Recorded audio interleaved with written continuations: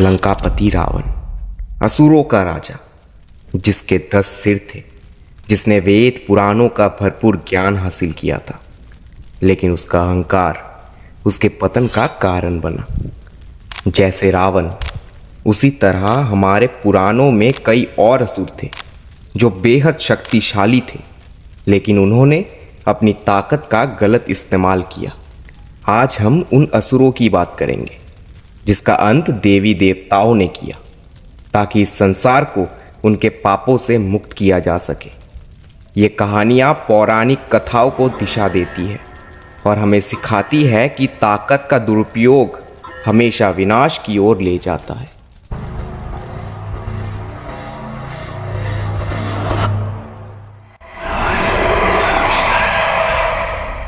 पहले बात करते हैं महिषासुर की।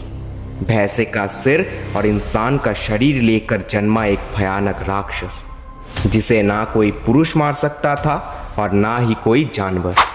महिषासुर ने ब्रह्मा जी से वरदान प्राप्त किया था कि संसार का कोई भी पुरुष या जानवर उसका वध नहीं कर सकेगा, मगर ब्रह्मा जी ने उसे चेतावनी दी थी कि उसका अंत एक औरत के हाथों हो सकता है।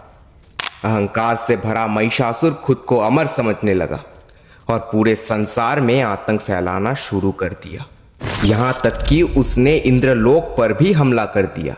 देवताओं के पास उसे हराने का कोई भी उपाय नहीं था, क्योंकि वे वरदान की वजह से उसे हरा नहीं सकते थे। तब ब्रह्मा, विष्णु और महेश ने अपनी सारी शक्तियां एकत्रित की और तब प्रकट हुई माँ दुर्गा। माँ दुर्गा देवी पार्वती का एक शक्तिशाली रूप, जो साक्षात शक्ति का प्रतीक है।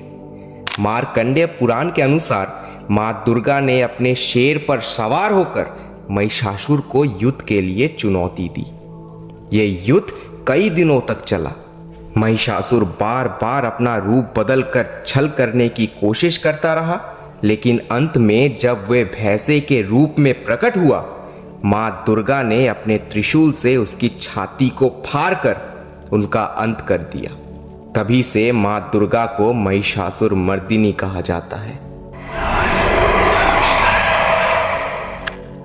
अब बात करते हैं सिंहिका की। ये असुरी हजारों साल तक तपस्या करके ब्रह्मा जी से वरदान प्राप्त कर चुकी थी कि वो किसी भी जीव को उसकी परछाई से पकड़ सकती थी।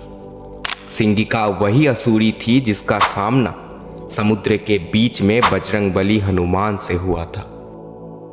वाल्मीकि रामायण के सुंदरकांड के अनुसार जब हनुमान जी माता सीता से मिलने लंका जा रहे थे, तो समुद्र के ऊपर से उड़ते समय उन्हें अचानक महसूस हुआ कि कोई अनदेखी शक्ति उन्हें खींच रही है।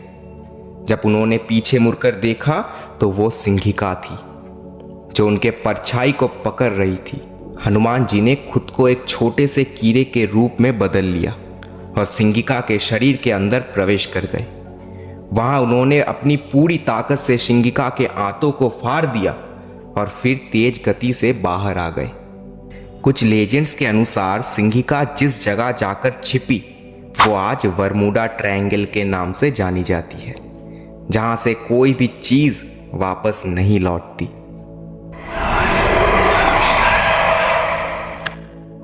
अब बात करते हैं रक्तबीज की, जो शायद सबसे खतरनाक असुर था। रक्तबीज को वरदान था कि अगर उसकी रक्त की एक भी बूंद जमीन पर गिर गई तो उसी जगह एक नया रक्तबीज जन्म लेगा। ये वरदान उसे शिव जी से प्राप्त हुआ था।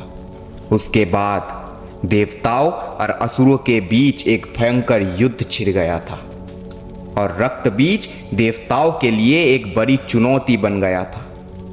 उसके खून की हर बूंद से एक नया रक्त बीज पैदा हो रहा था, जिससे उसे हराना असंभव हो गया था। तब देवी ने मां चामुंडा का भयानक रूप लिया। लाल आंखें, खुले बाल, माथे पर तीसरी आंख, गले में खोपड़ियों की माला और हाथ में खून से सनी तलवार लिए मां चामुंडा रक्तबीज पर टूट पड़ी। मां चामुंडा ने अपनी तलवार से रक्तबीज पर वार किया और उसकी खून की हर बूंद को स्वयं पी लिया, ताकि उसकी खून की कोई भी बूंद जमीन पर ना गिरे। इस तरह रक्त बीज का अंत हुआ। अब बात करते हैं भस्मासुर की, वो राक्षस जो भगवान शिव का परम भक्त था। उसने कठिन तपस्या करके शिव जी को प्रसन्न कर लिया। उसकी तपस्या इतनी कठोर थी कि भगवान शिव ने उसे वरदान देने का निश्चय किया। शिव जी ने भस्मासुर से कहा, मैं तुम्हारी तपस्या से बहुत प्रसन्न हूँ, मांगो तुम्हें क्या चाहिए। भस्मासुर ने सोचा कि वो ऐसा वरदान मांगे जिससे वो सबसे शक्तिशाली बन जाए। उसने शिव जी से वरदान मांगा कि जिसे भी वो अपने हाथ से स्पर्श करेगा वो तुरंत भस्म हो जाएगा। भगवान शिव ने उसकी ये इच्छा पूरी कर दी और उसे वो वरदान दे दिया। भस्मासुर ने वरदान पाते ही अपनी शक्ति को परखने के लिए भगवान शिव को ही छूने का प्रयास किया। वो अभिमानी हो गया था और चाहता था कि शिव जी को भी भस्म कर दे ताकि वो स्वयं सबसे शक्तिशाली हो सके। ये देख भगवान शिव ने अपने आप को संकट में पाया और वे तुरंत वहां से भागने लगे। शिव जी अपने प्राणों के रक्षा के लिए भगवान विष्णु की शरण में पहुंचे।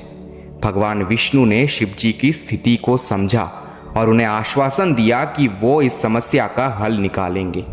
तब भगवान विष्णु ने मोहिनी नामक सुंदर स्त्री का रूप धारण किया और भस्मासुर के पास पहुंचे। भस्मासुर मोहिनी के रूप को देखकर अत्यंत मोहित हो गया। मोहिनी ने भस्मासुर से कहा, यदि तुम मुझसे विवाह करना चाहते हो तो पहले मेरे साथ नृत्य करना होगा। भस्मासुर ने मोहिनी की बात मान ली और उसके साथ नृत्य करना शुरू कर दिया। नृत्य के दौरान मोहिनी ने कुछ ऐसे करतब किए जिसमें उन्होंने अपने सिर पर हाथ रखा। भस्मासुर ने भी उसका नकल की और जैसे ही उसने अपने सिर पर हाथ रखा वो स्वयं भस्म हो गया। इस प्रकार भगवान विष्णु की चतुराई और मोहिनी रूप की चाल से भस्मासुर का अंत हुआ और भगवान शिव की रक्षा हो पाई। ये थी कुछ खतरनाक असुरों की कहानियां जिन्होंने अपने अहंकार और ताकत का गलत इस्तेमाल किया और उनका अंत हुआ। आपको क्या लगता है, इनमें से सबसे खतरनाक असुर कौन था? हमें कमेंट्स में ज़रूर बताएं। अगर आपको ये वीडियो पसंद आई हो तो इसे लाइक करें और शेयर करना ना भूलें। ऐसे ही और अनकही पौराणिक कहानियों के लिए हमारे चैनल को सब्सक्राइब करें। मिलते हैं अगले वीडियो में।